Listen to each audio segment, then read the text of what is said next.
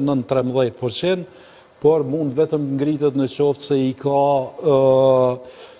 e fut në koalicion do një ministër të suksesshëm e potencialin lidhja demokratike për ministra të suksesshëm e ka larg më të madh se sa lëvizja vetëvendosje.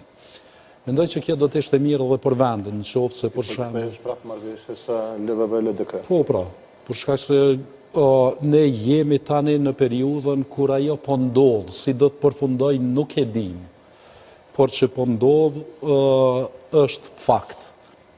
Dhe në fund të ditës, partitë politike për atë punë janë, për kompromise, për bashkëpunime, për koalicione. Natyrisht që në qoftë se vije deri aty që ka një marrëveshje në mes të LDK-s dhe LVV-s, mund vije pastaj një president i cili rrjedh nga marrëveshja LDK-LVV.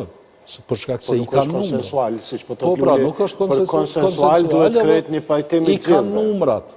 I kanë numrat dhe e kanë të drejtën e botës, për shkak se në fund të ditës neve na pëlqeu apo s'na pëlqeu jemi sistemi numrave. Është fakt që Albin Kurti i ka fituar zgjedhjet, po është fakt që nuk jemi në një situatë ku Albin Kurti i duhet ta bëj vetëm qeverinë dhe asgjë tjetër.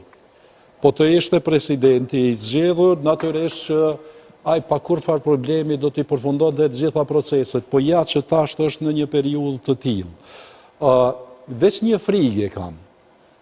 Tu e pas parasysh që Zoti Kurti dhe lëvizja vetëvendosje ka politikan të cilët din jashtëzakonisht në mënyrë perfekte dhe perfide në çdo variantë dhe kur përfitojnë ta paraqesin veten si viktim.